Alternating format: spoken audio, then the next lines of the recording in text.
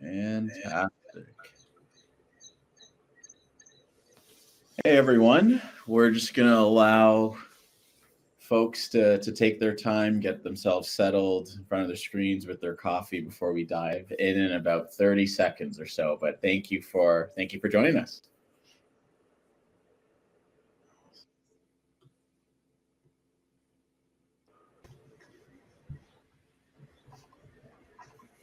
Hey, how you doing today?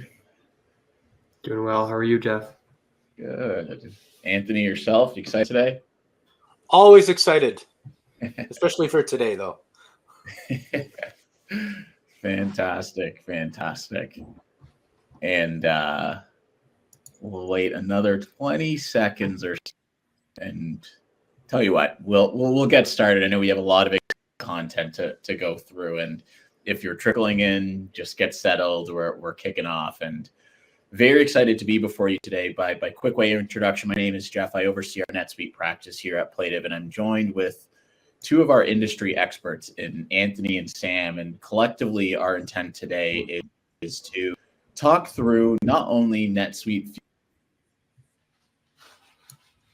can bring to you and your organization, but in addition to that, we have brought to market to streamline and simplify a technician's day in the life, whether that's planning to get a road, and then when they're at a job site specifically, tools at their tool belt to make sure that they're giving a best-in-class customer experience.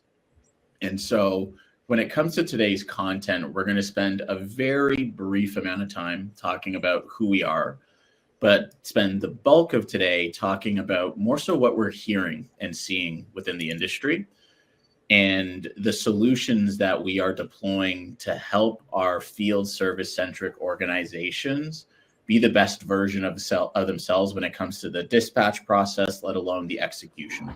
And so from there, I'll lean on my friends Anthony and Sam to walk through NetSuite Field Service Management, both at a fundamental level, but then once again, diving into some very cool use cases around route optimization, image capture, and a couple others.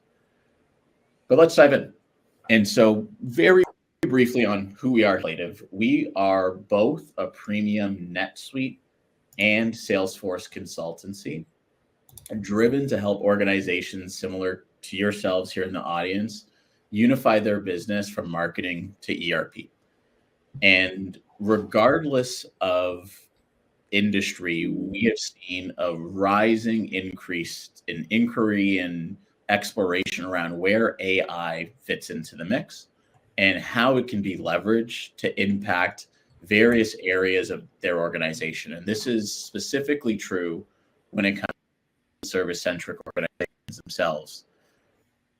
The challenge in many of those things, however, is that a lot of their data as it pertains to their customers, their findings in disparate solutions, many of which you might see here on the inside, and there could be every single one of them or a mixture of one or two of them. But what we also commonly see is that their field service operation tends to be disparate from it all. And so that might be living in maybe an industry-specific tool, that might be living in spreadsheets as demonstrated on the right-hand side. And some of you here in the audience today might be living in this reality. And if you are, what you can likely get to is the lack of integration between your customer, your inventory, your finance data, in addition to your field service operation, is a myriad of issues in and around missed upsell opportunities, missed opportunities to provide an incredible customer experience that will likely result in further business down the road, lack of data to make process-driven improvements to make sure that every time we're rolling out a truck again, we can do it more effectively. And there's a whole other world of challenges that exist by having your core fundamental processes in a variety of different tools. And that's where we can help. And so what we do here at Plative is really allow you to take advantage of an enterprise infrastructure as it pertains to your core business systems. And so firstly, that starts with consolidating your business processes on platforms like NetSuite, where it can have a foundation to integrate and connect your people, the process, the technology itself.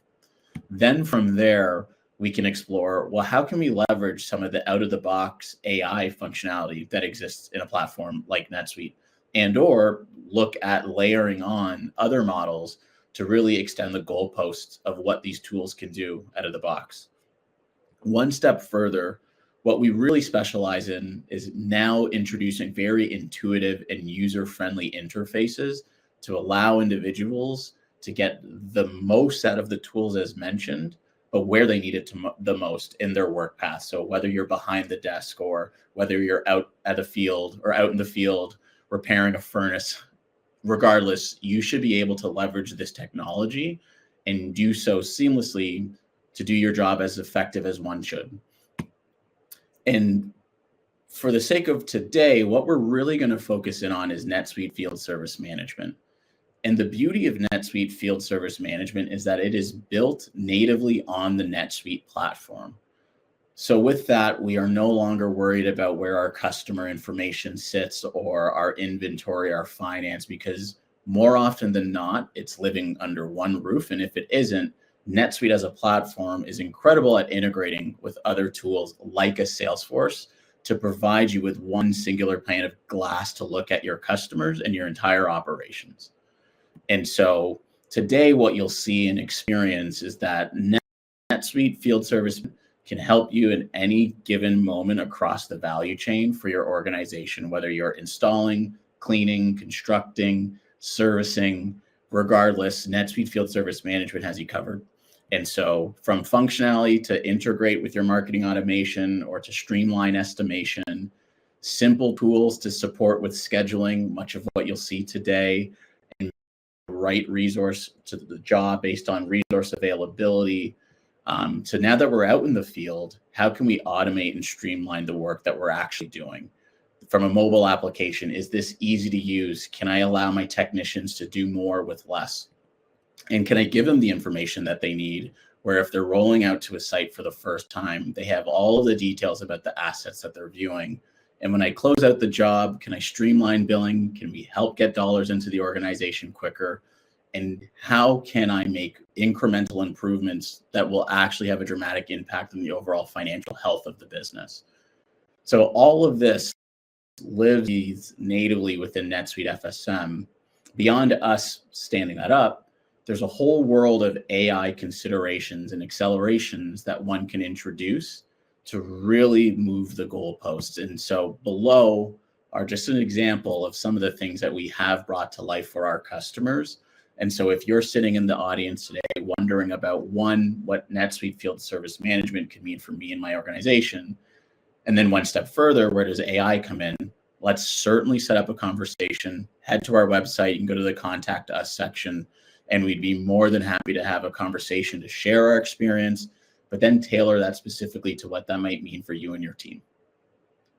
I owe Anthony, I think, a minute when it comes to today's presentation.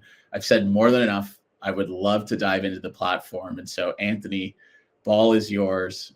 Very excited for you to show us what you have here today. Wonderful. Thanks, Jeff. Here, I'll just get my screen set up. Just there we go. Jeff, you can hand over share, and there we are. And okay, I think everybody can see my screen now. You have our header screen over there. So thanks, Jeff. And before I kind of hand over to Sam and really show you what everybody's here for today, I'm just going to give you a general overview of field service within NetSuite. Just so everybody has a good foundation and a base on exactly what Sam's doing. So as everybody can relate to, field service is really designed to bring customer experience to a level and bring a certain functionality that they don't have today. How do they accomplish that, or how do we accomplish that is through efficiency.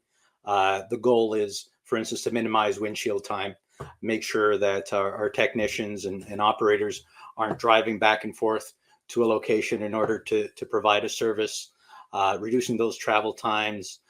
We got real-time job tracking, so really helping on their efficiency. And then, of course, the automation that's associated with it.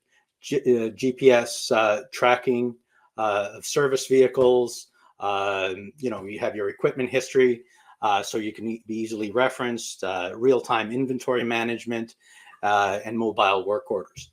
Really helping from a customer standpoint, faster response times, transparent service process, and real-time performance data. Also in the background, we're handling things, or NetSuite Field Service handles things like compliance issues, worker safety, regulation requirements, automating the compliance process, and we then have full analytics, things that everybody's kind of used to on a NetSuite basis, regular reporting, and all those analytics tools we're looking at that would hopefully result in decreased equipment downtime, improved technical productivity, all those wonderful things. And really, what we're focusing on today is really the next level, using AI to improve things, bringing into field service in NetSuite things like predictive maintenance, predictive inventory, intelligent scheduling, and what we're looking at today is route optimization and new asset creation. So first of all, we'll get into the NetSuite instance. Jeff mentioned that NetSuite Field Service is part of NetSuite. It's not an add-on. It's not an integration. The great thing about that is it uses a lot of the components that you're used to seeing with NetSuite. So you saw my sign in there. So you'd sign in just like you would with any other role within NetSuite. It would bring up the NetSuite instance with your reminders, KPIs, tasks. All those things would be showing up on your screen, things you're used to, of course, controlled by the roles that are available in NetSuite and configured. It uses common elements like bringing up a customer record right now. So it uses the same customer record, same item record. It does have its own take on an asset record. So all those things are used along with sales orders, purchase orders, projects, and of course inventory, which we talked about earlier. What that allows you to do is really leverage all the general and regular programming within NetSuite.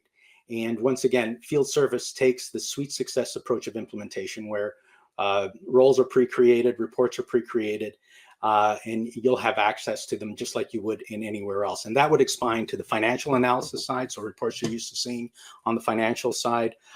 And also, if you wanted to bring in additional functionality, one thing that's really popular right now, especially when it relates to field services, is like rental management. Still use the same object, same asset object, same inventory items. All those things are available there. And of course, it also uses all your saved searches, your key performance indicators, and you have your upgrades, your twice-a-year upgrades following what NetSuite does. So taking a look at, we'll just take a look at our customer record. So you have your standard customer record. Of course, what happens is that there is obviously the field service tab that's associated with the customer record. So that's an augmentation, along with a few other elements in here, which are better suited for a detailed kind of dive in the future if necessary. The important thing is you have a list of all your assets here.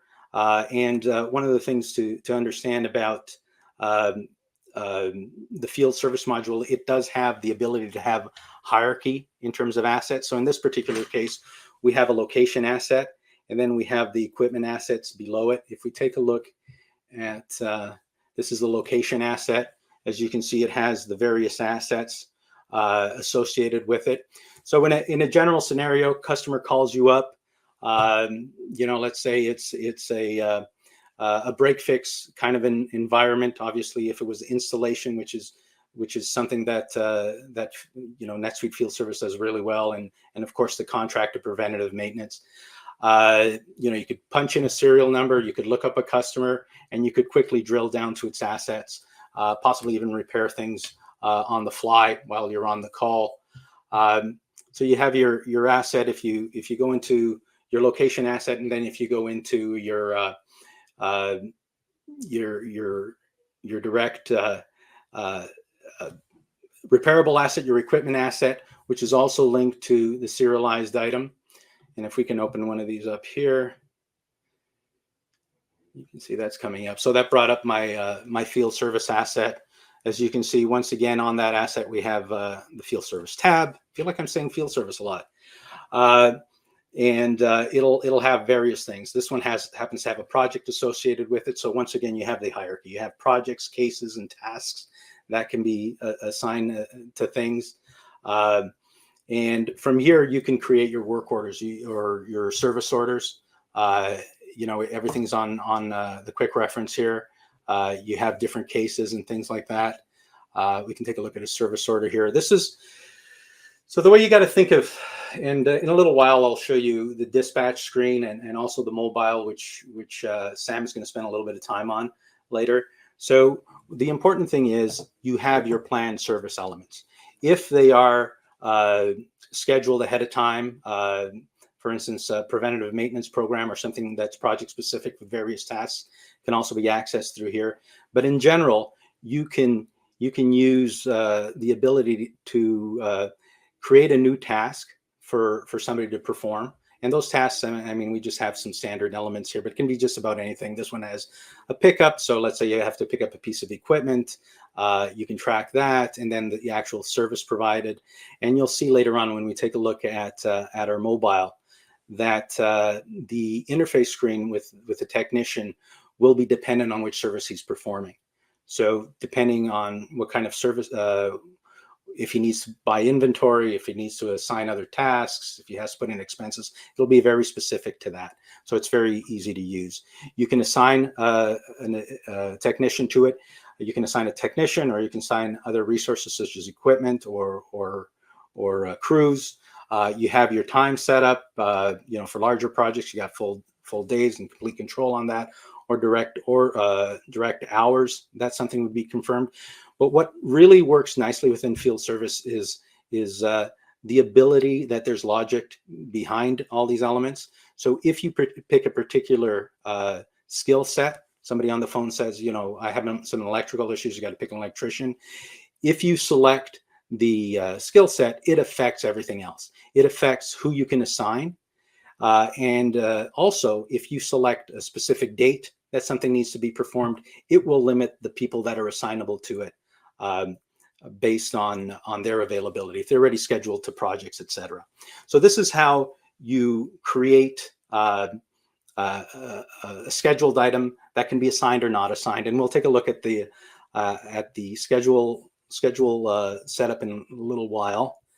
Here, let me just move over to there. So what we have here is this is a schedule board, and a couple of things just to walk you around there. So it has the core scheduling features, things like, for instance, you got to visualize that the way somebody would interface with the scheduling board would be tactical, it would be day to day. A lot of the elements would have already been pre-programmed. You can look at different time horizons. Like right now, we're looking at, I think, like 31 days. We can look at a 3-day cycle. We can look at a single day cycle. You can move around the screen. On the left side, you have the list of your resources. And even though we only have employees here, the resources can be, like I mentioned earlier, equipment or crews. And if you click on the resource, it tells you their skill set. All those things are available there. And then on the left side, we have all the tasks that are assigned with complete filtering. Envisioning that if you're regionally based or office based, you would only be scheduling, or the dispatcher would only be scheduling elements for that particular region. So it allows you to filter by location. So we have a region filter here. We can filter by types of repairs that need to be done, so that it allows us to work by exception. You can use drag and drop to bring things in here. It allows you to look at your employee or your resource list. So if you wanted to filter by a particular person, see what they're working on, see if they can work on something. So it's completely interactive. So 2 steps: you create a requirement, a task. You can either hard code it where it automatically populates your calendar using the filtering we talked about, or on the dispatch screen, you can deal with things that are day to day. You can deal with exceptions. So if somebody's late, you can reschedule. All those things would be available to it. You can do priority-based scheduling. You have different ways to look at data based on priorities. We have statuses, and even this is customizable. So you can look at your data in a variety of ways. You have your geographic mapping at the bottom, and when you zoom in, you can actually zone in not only on the technicians that are available there, but also the jobs that are available in a particular region. And once again, just to emphasize that everything is real time. So anytime you move anything around, once you hit your little save button over here, once because visually you can look at your screen and you're happy with what you're doing, you click it and everything gets hard coded and is real time from that point on. Technician gets it on his handheld right away. Like we said, skill-based technician mapping, travel time and distance calculations can all be assessed here. Priority-based scheduling, and of course you have your inventory, and when it interfaces with sales orders, and all those inventory transactions are true. The next element that I think is relevant, like I said, Sam is going to be spending a fair amount of time in this area, and the other one he will of course spend some time on is in the planning, the mobile. So on the mobile,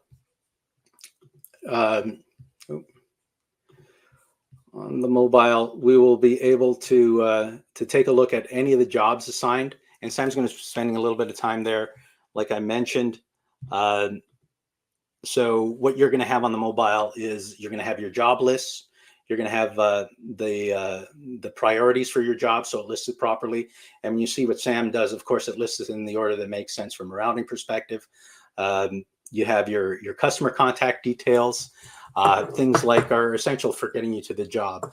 The location, the contact, also mapping it out and gives you a routing like you would on Google Maps.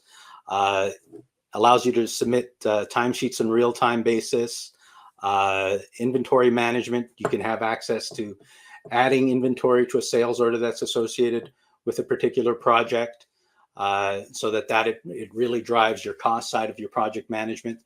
You can scan components, track parts. It allows you to do, of course, your signature capture, release elements such as job reports, but also you can release things like CSAT surveys, which are essential in whether the customer is satisfied. I mentioned signature capture. One of the really kind of cool things about it is it can go on offline mode. So, and this has come up a couple of times where we've been working in Northern Canada where there isn't necessarily LTE or 3G or even anything else, that you can have access to all your jobs, and then anything you do, it's cached and then we'll sync back to the system. Allows you to do additional things like multi-language support, just like in NetSuite is completely supported. Allows you to have, of course, your checklists, your inspection protocols. All those things are available. Okay, so now I'm going to hand over to Sam and really let you guys take a look at some of the functionality that we've come up to really augment all the things that basic FSM and I just showed you has. Thanks, Anthony. Hi, everyone. My name is Sam Bordelus. I'm a senior consultant here at Plative.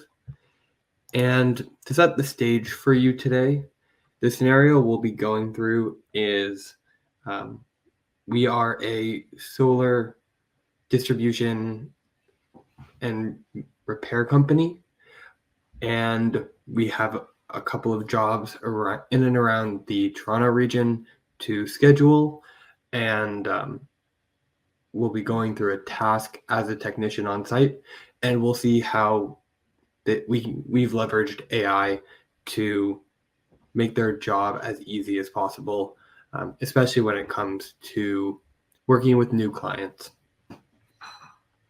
So we've got our schedule board here. I've got a couple of things that I need to schedule. And if I click on one of them, I can see that it's in the Toronto region. So I'm just going to click in here. Let's start with this Quantum Horizon Tech and assign that out. So based on the jumping dot, I can see that we've got 3 tasks over here that need to be scheduled. So I'm just going to click and drag these to Aaron Van Halen, who's in the area and a good option for them. And then I don't see this job on my map, so I'm going to zoom out. I see it's up in Newmarket. I'm going to highlight those and assign them to Bert Bocus, who looks to be the closest technician to that area.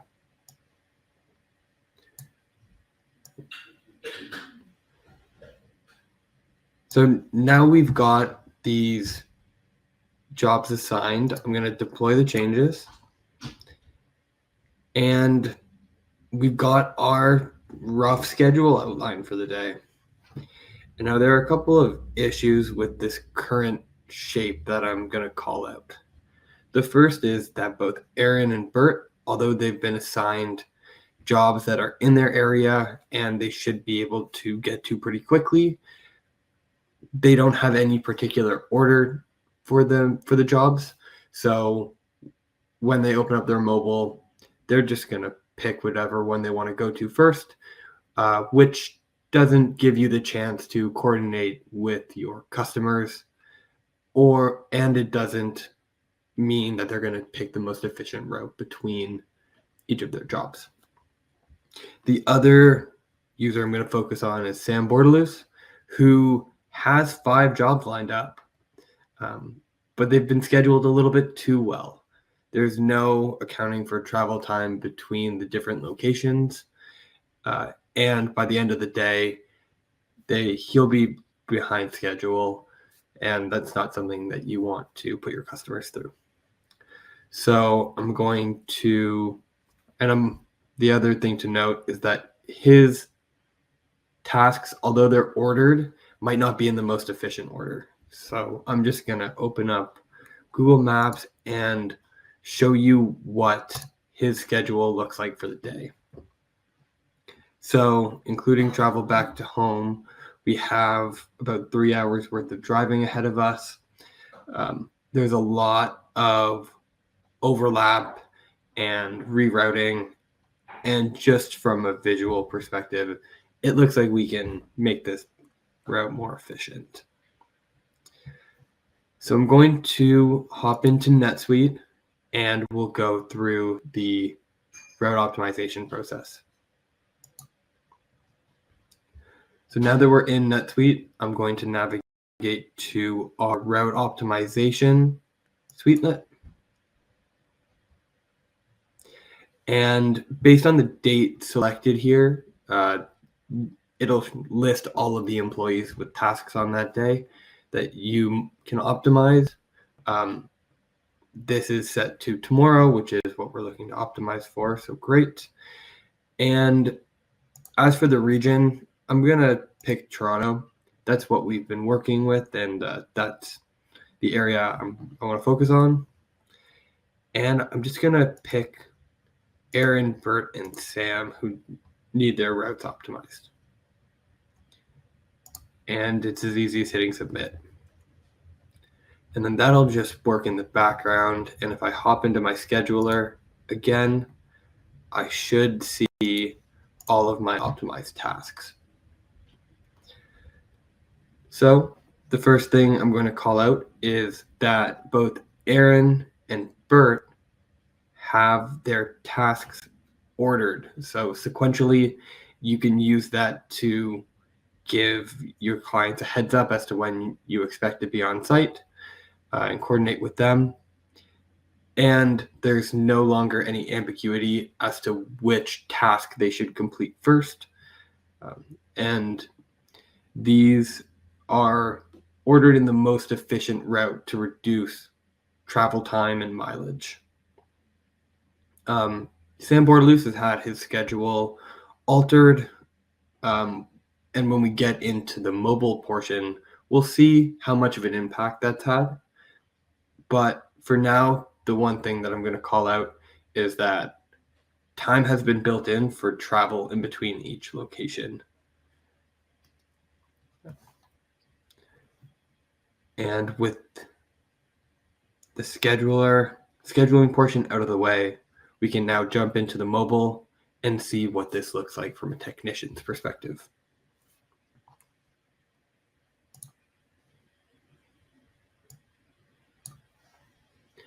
So I've got the mobile pulled up here. I'm just going to refresh it to make sure that we have the most recent data.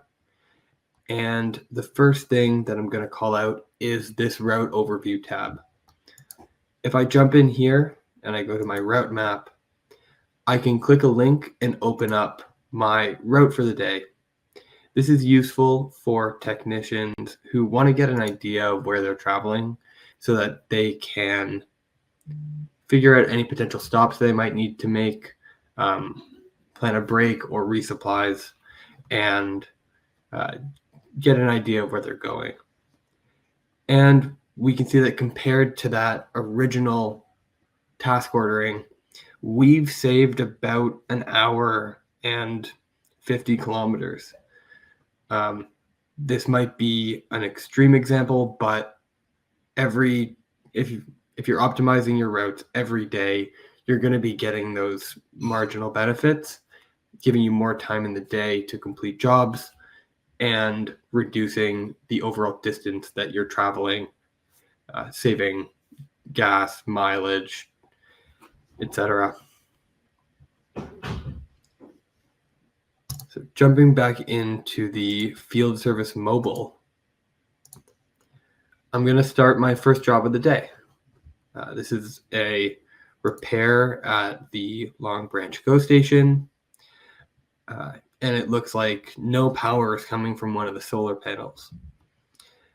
And I'm instructed to diagnose and repair if possible. I'm going to start this task, and I'll quickly complete my job safety assessment.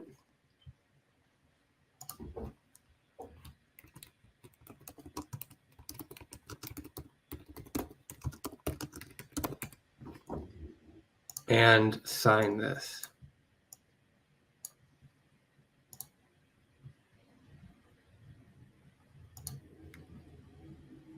Next up, I'm noting that I don't have any assets that I'm supposed to be working on in the mobile yet.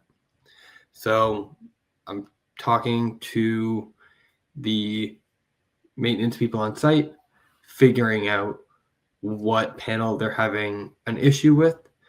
And then once I've identified that panel, I can come into the new asset page, take a photo of the label on the back of the panel, select which type of asset it is. So we're working with the solar panel today, and submit this record. And this is being processed by an AI which will take all of the relevant details off of the photo that's provided and fill it in to the asset page. And any additional details will be put at the bottom. And I'm just going to grab this module type because I want to use it to identify my asset, and go ahead and save that. And now I'm just going to back out and refresh here so that we can bring in that new asset and perform our repair on it. And there it is. So now with this asset on our mobile, I can open it up, begin my repair of it, take my before images, enter my result. So completed, not completed. Let's say this one wasn't completed.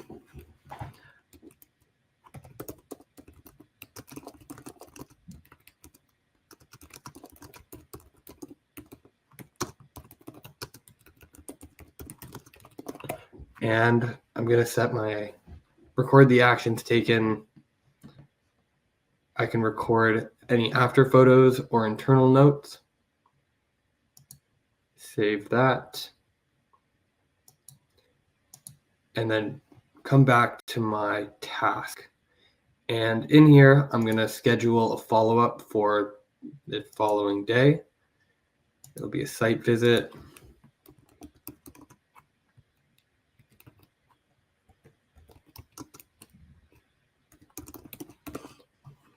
Add a note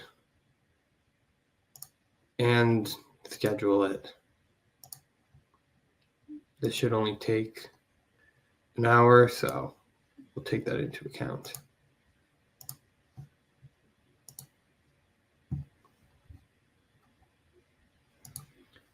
There we go. And just before I leave site, I'm going to record the job status. So I reviewed or investigated and found the cause of the issue.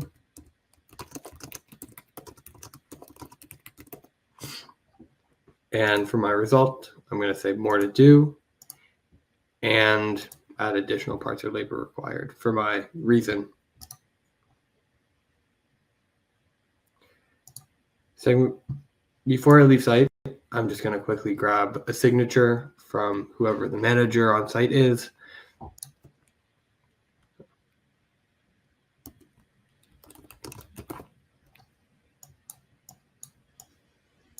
And enter my signature to complete the task. I can record my time quickly before I finish. Started this one at 12:30, ended it now, and save that. So now that I've done everything I need to in my task, I've set my follow-up for Friday. I've communicated what the issue was via the repair record, and I've got customer sign-off. I can go ahead and complete this, and that finishes this task. Now, coming back to my mobile screen, I can click on this next job, and if I was on my iPhone, that would have taken me to Google Maps so that I can navigate to the next destination. But that's the expected flow that technicians will take. I'm going to stop sharing here, and I think the intention is to open up for a couple questions.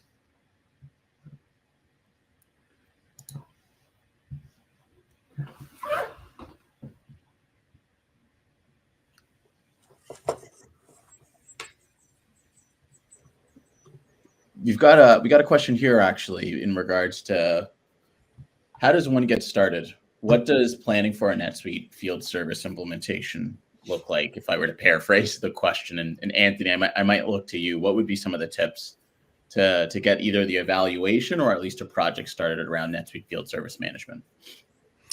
Well, absolutely, to get an understanding of what the requirements are. And there are a couple of key things to keep in mind.